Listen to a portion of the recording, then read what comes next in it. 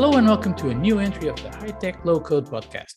Today we're going to talk about how the modernization of field services and operations is impacting industries such as energy, utilities, and manufacturing. Like the last time, to help us discuss this subject, we have the company of Tiago Neves and Mohammed Hashish. We will try to get some insight into this and give you a peek of how technology is affecting this industry segment. Tiago, welcome back, and as always, thank you very much for joining us in this podcast episode. How are you doing? Hi, I'm doing great and really glad to be back for another episode and have as much fun as last time. That's great.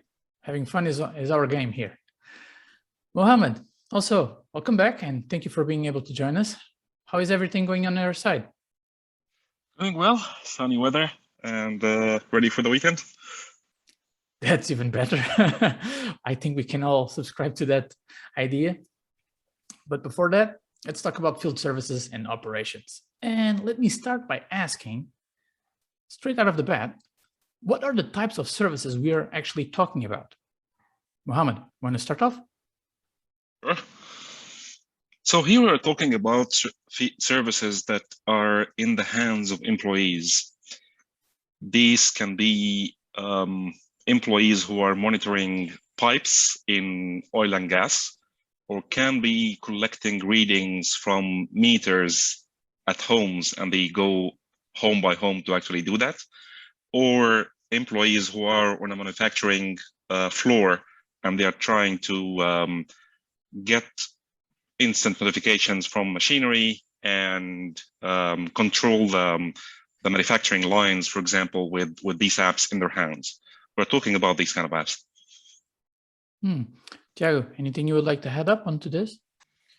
No, not add to that. It's just how to basically being able to provide not just what these employees need to perform the tasks that they have in front of them, but then also what is needed to feed, so in terms of inputs for that to happen, but then at the same time the follow-up of what they're doing and to take, for instance, corrective measures on what is happening. There could be something that is going to influence the work they're doing, and there's once we look into some details, examples, etc., we will see that there are some challenges that technology certainly can be helpful. And so just that complexity, let's say, to the mix, I think it's important to understand. Okay. So how are these services different in each of these segments? Very good question, Mario. We are talking here about 3 different segments.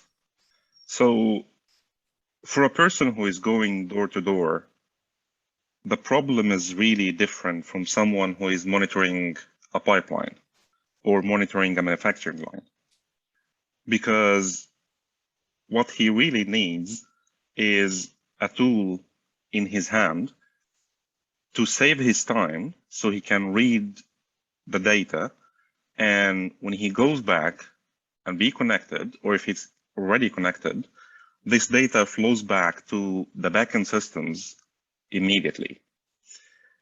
And the latency here is not a great, doesn't have a great impact on what this person does.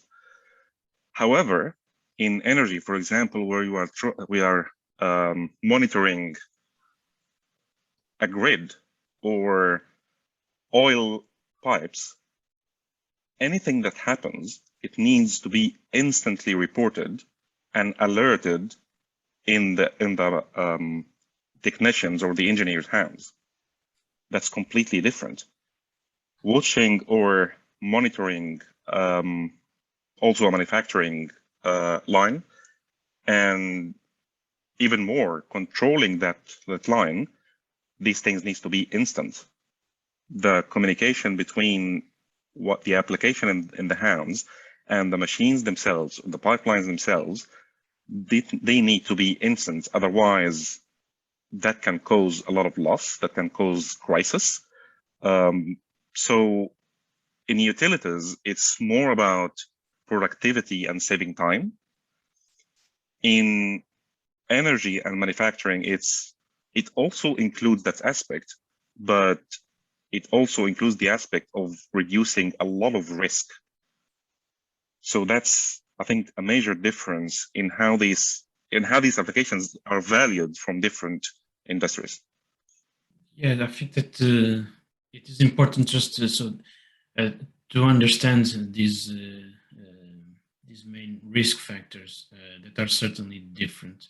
And one example, so that Mohammed just had in the beginning, was a technician just doing some reading on meters, etc. Just eventually just gathering some information. And this is something that eventually it doesn't need to be continuously online, and it can be that in the morning it just uploads a schedule and itinerary for that day.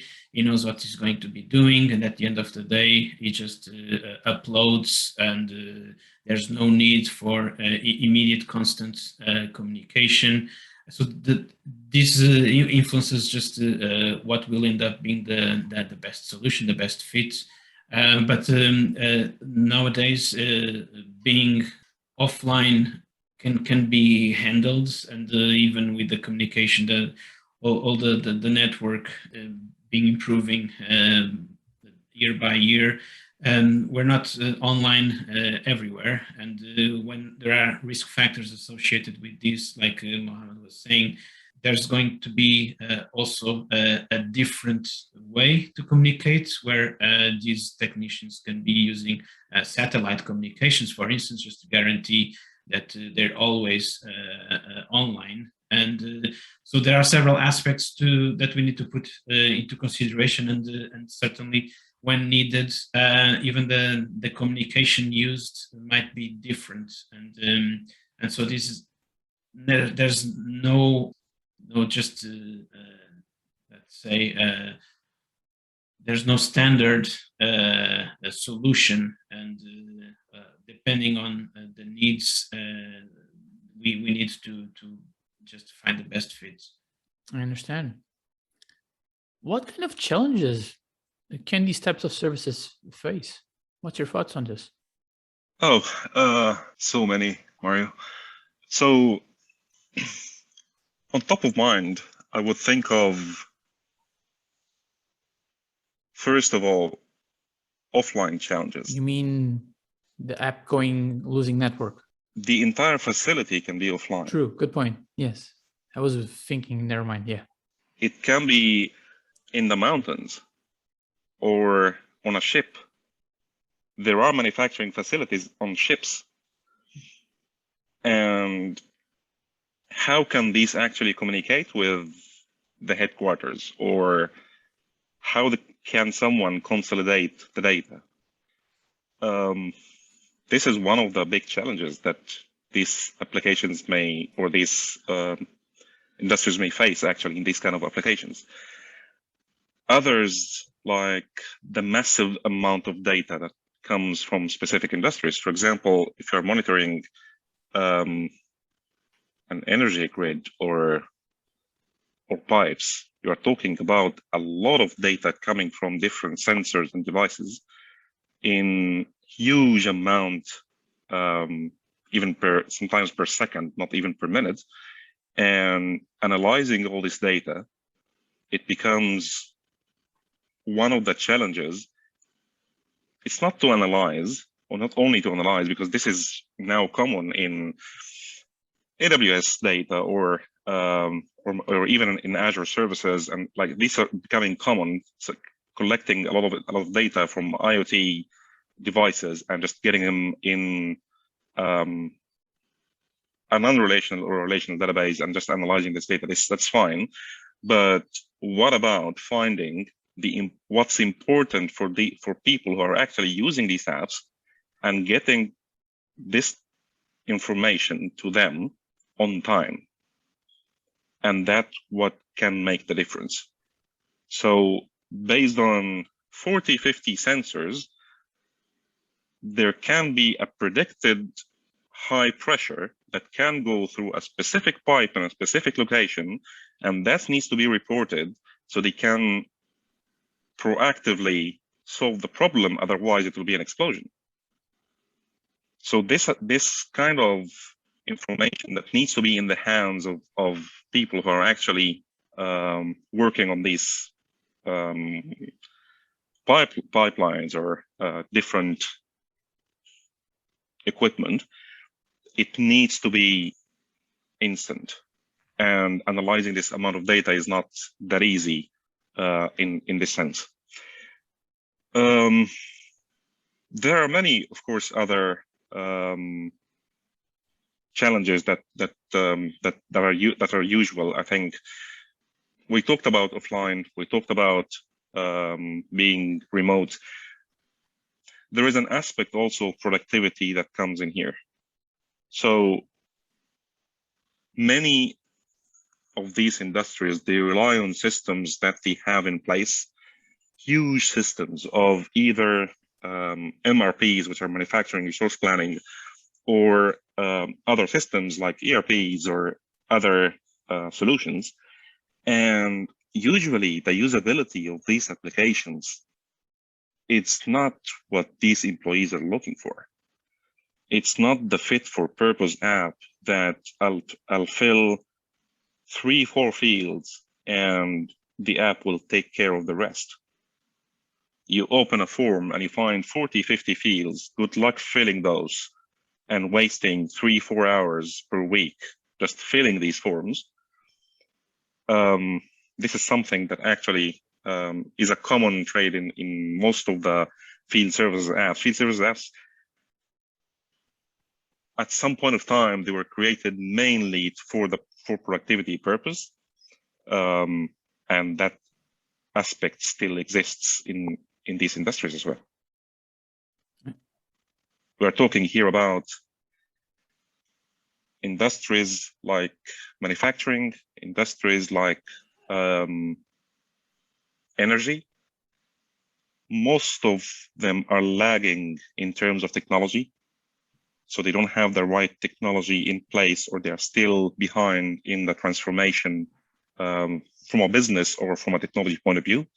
And there are a lot of challenges around productivity in these industries.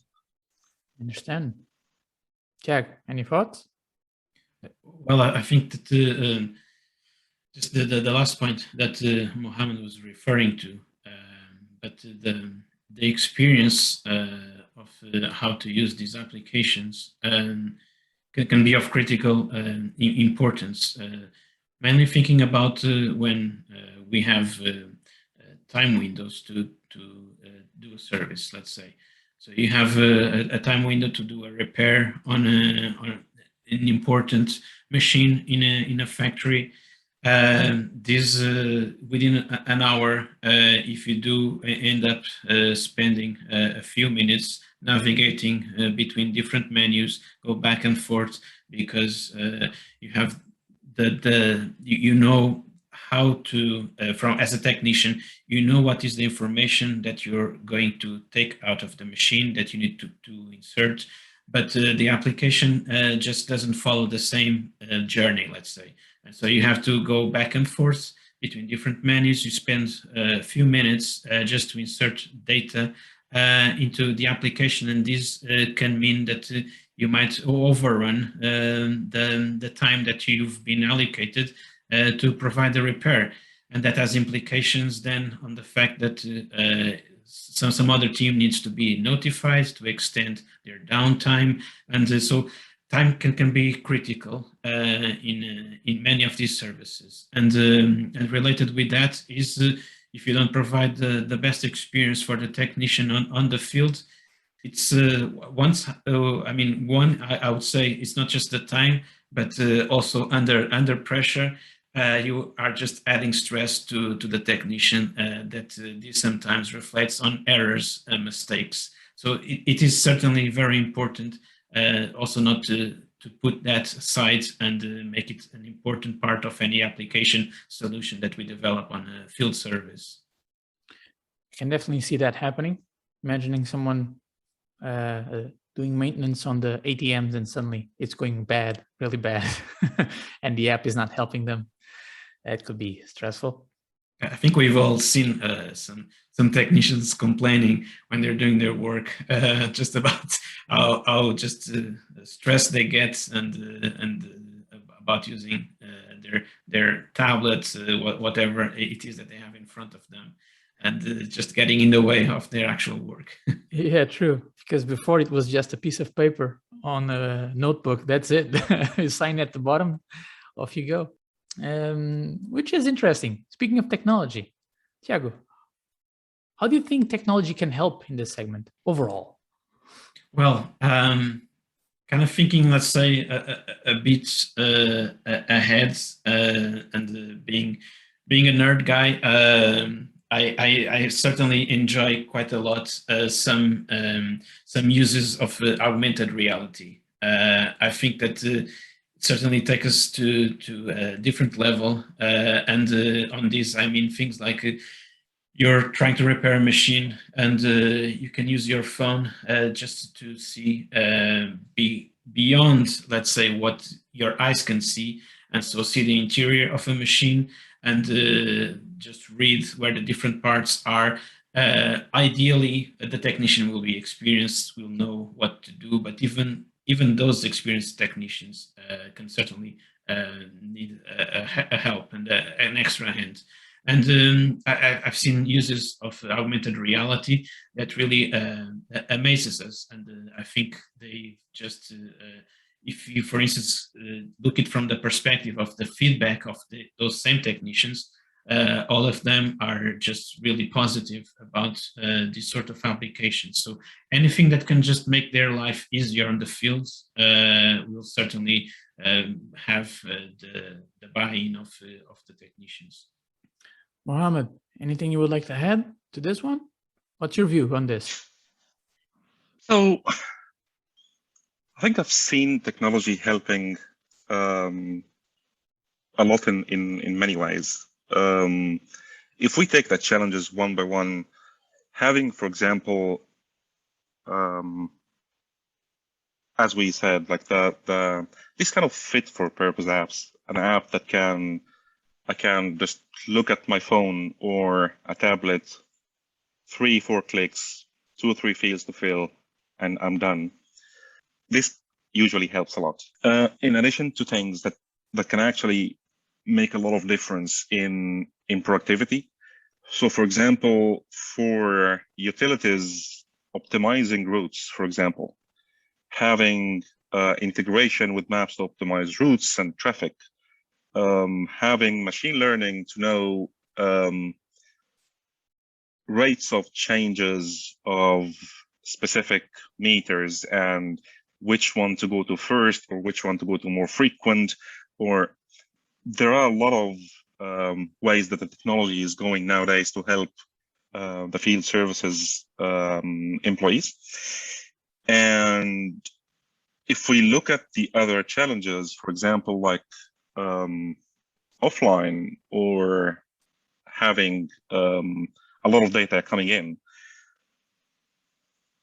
the technology nowadays, it helps, and I would speak specifically about local technologies, for example, that today you can easily build an app that supports all these offline models, and that offline or the asynchronous calls and synchronizing a lot of data and running batch processes to synchronize the data at the end, and all of these kind of things, you can build them quickly.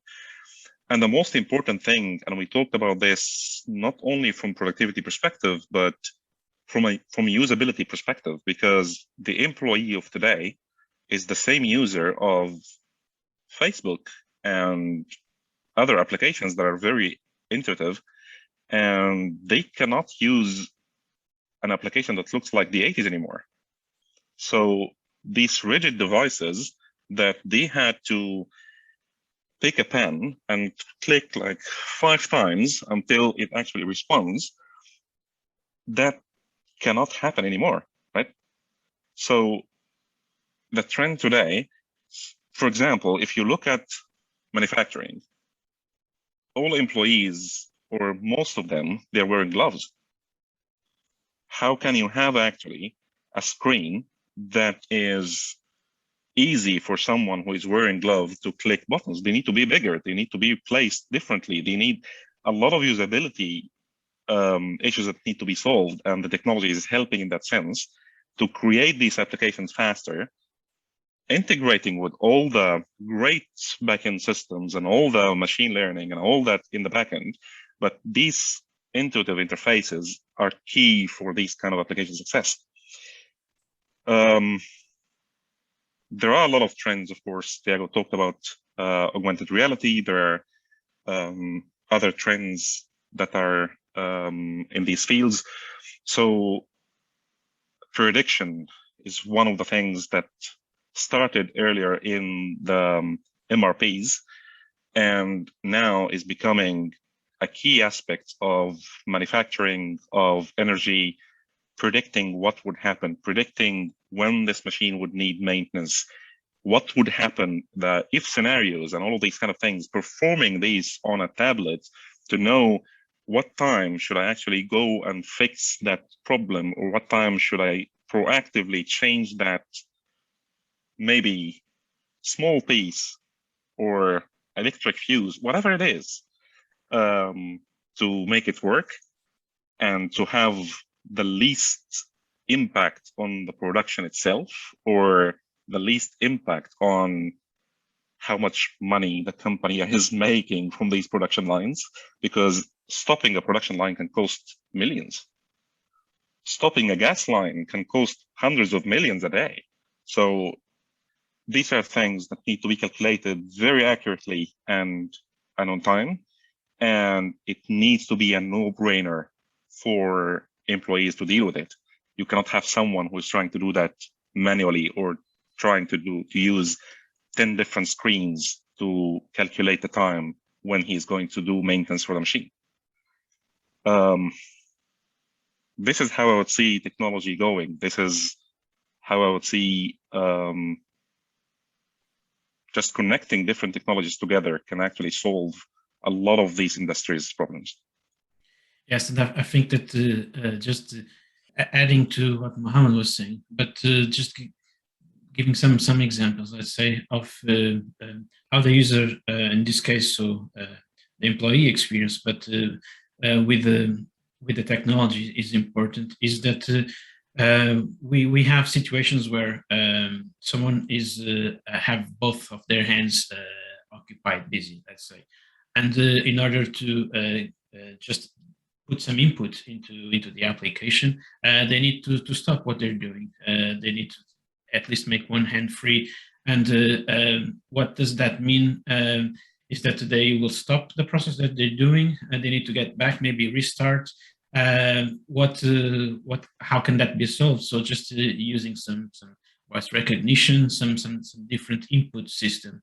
And I think that most of the times, the experience that we see people on the field having is bad. And when I say is bad, is really because this affects the work that they do. Applications, the solutions are not thought about how they are used on the field.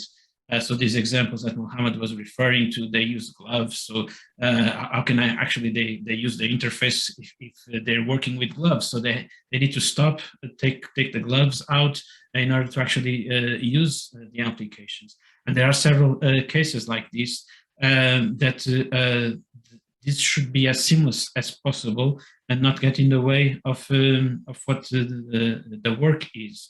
Obviously, this has costs, and from that perspective, so we can always sell that, let's say, from the cost perspective, but how much more efficient these employees can be, and how instead of performing 10 different services a day, they could double that just because of the improvement on the application that is used on the field. So there's so many different examples that I could think of, but overall, I think we're still too much far away, let's say, from really bringing that into the mix of the solutions that exist out there.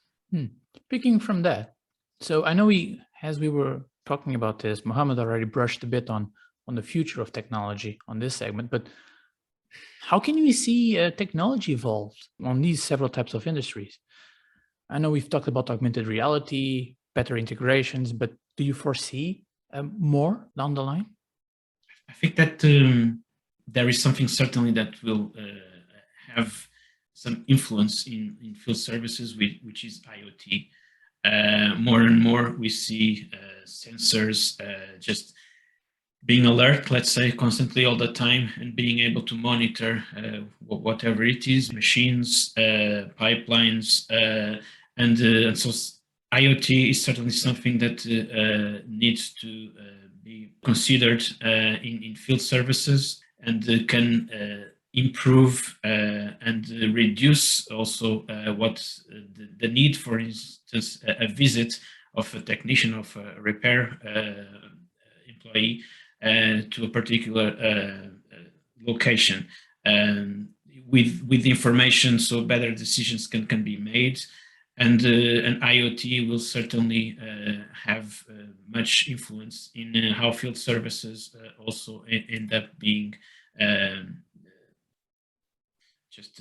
how the field services end up being thought of, and how to make it as efficient as possible. What about you, Mohammed? What are your thoughts on this? I think the evolution of field services will come from the industry leaders.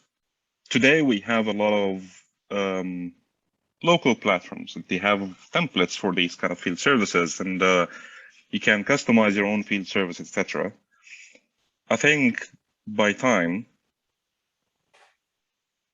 most of the products from industry leaders will start to contain this kind of intuitive interfaces and these kind of applications that come built-in, integrated already with the backend systems.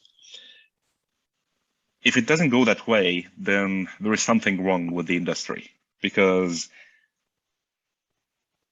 yes, every problem is different, but at least there is 80% that you can at least replicate or provide for specific scenarios. Reading a meter is reading a meter. Everywhere, in every country.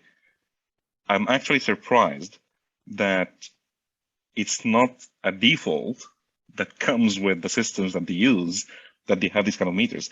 I'm surprised that very advanced kind of companies, they still ask you, please read the meter and send it to us after 6 months, because what we do is just estimating your consumption. Doesn't make any sense. So in addition to IoT, all these devices for reading, it should be just a default. It will become, and I think I think it will become a commodity. It will become part of what every company is using nowadays. This is how I see it evolving. Of course, there is a room for custom solutions. There is room for something that is not the usual, which happens, of course, from time to time. And this is, I would say, a common scenario. But I would like to see a time that every utility company doesn't ask for people to actually upload numbers and readings. So that's how I would see it going. On that last note, we reach the end of today's episode. And with that, I would like to say thank you very much to Tiago and Mohammed for your time and company. And as usual, I would also like to send a big thank you to everyone who is listening, and hope you can join us on our next episode of High Tech Low Code Podcast. We will venture into more topics from the tech universe. Goodbye, and hope to see you soon. Thanks, Mario. Thanks, Mohammed. Bye-bye.